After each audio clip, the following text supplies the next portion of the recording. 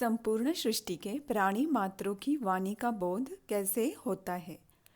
पातंजल योग सूत्राणी विभूतिपाद 17वां सूत्र। शब्द अर्थ प्रत्यय नाम इतरेतर अध्यासात संकरः तत् प्रविभाग संयमात सर्वभूतऋत ज्ञानम। सूत्रार्थ। शब्द, शब्दार्थ और उससे उत्पन्न जो भाव है, ये तीनों आपस में मिल जाने से भ्रम पैदा होता है। लेकिन यदि साधक इन भागों पर संयम करता है तो उसे सभी प्राणी मात्रियों की वाणी का बोध हो सकता है। भावार्थ। इस सूत्र से पतंजलि अनेक प्रकार की विभूतियां बताना शुरू करते हैं। इनमें से एक अद्भुत सिद्धि यहाँ वर्णित है। सिद्धि का अर्थ चमत्कार नहीं बल्कि गहरे स्तर का तत्वज्ञान है। इस सूत्र में पतंजलि यह रहस्य बताते हैं कि सभी प्राणियों की भाषा का बोध कैसे होता है। अक्षर से शब्द बनता है, शब्द से अर्थ और अर्थ से मन में अनुभूति उत्पन्न होती है।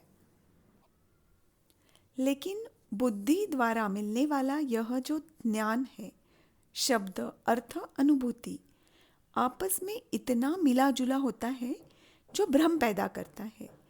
यदि कोई साधक शब्द के प्रत्येक सूक्ष्म तत्व पर, अक्षर, ध्वनि, नाद पर संयम अगर करता है तो सभी प्राणियों की भाषा का बोध उसे हो सकता है। अक्षर की उत्पत्ति ही नाद से होती है और नाद स्वयं में ही स्पंदन का एक रूप है। संपूर्ण सृष्टि हमें पता है कि मूल स्पंदन ही है। यह पतंजलि ने स्पंदन की भाषा का रहस्य हमें बताया है।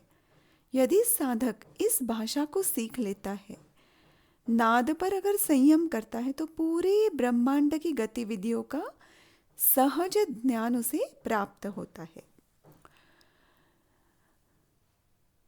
अगर उदाहरण से इसे समझना चाहे तो अगर कोई आओ शब्द बोल रहा है, आओ आओ आओ, उसके स्वर अगर कठोर है तो उसका अर्थ अलग होता है, उसमें भाव जो है वो अलग उत्पन्न होता है और मिश्रण से भ्रम पैदा करता है।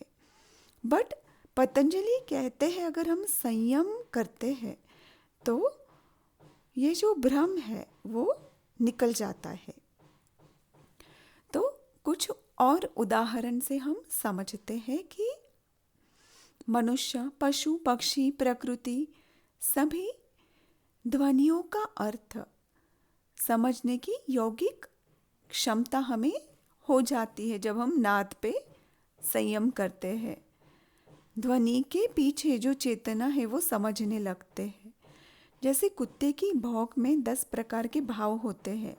कभी डर होता है, सतर्कता होती है, गुस्सा होता है, कभी मदद चाहिए होती है, बुलावा, भूख लगी है। बट जो कुत्ते का मालिक है उसको संयम से धीरे धीरे ये पता चल जाता है।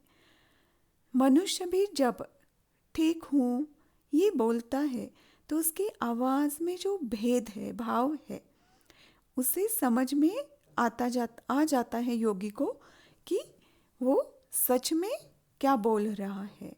जैसे पक्षियों की जो आवाज़ है उससे मौसम, खतरे, दिशा का संकेत हमें मिलता है। और अगर कोई एक छोटा सा नन्हा सा जो बच्चा है जो बोल नहीं सकता है पर अलग अलग प्रकार के आवाज़ वो निकालता है तो माँ उसे जानती है कि ये रो रहा है, या इसे भूख लगी है, या इसे ठंड लग रही है, या असहज हो रही है। तो संक्षिप्त में अगर हम बोले तो शब्द में केवल ध्वनि नहीं है, भाव भी छिपा है। अर्थ केवल शब्द नहीं है, उसे मन भी जोड़ लेते हैं हम। इन तीनों का मिश्रण जीवन में फिर गलत फहमी पैदा करता है। पर योग का अभ्यास हमें इसे अलग अलग देखने की शक्ति देता है। तो साधक को सभी जीवों की भाषा समझने की शक्ति सिद्धि प्राप्त होती है।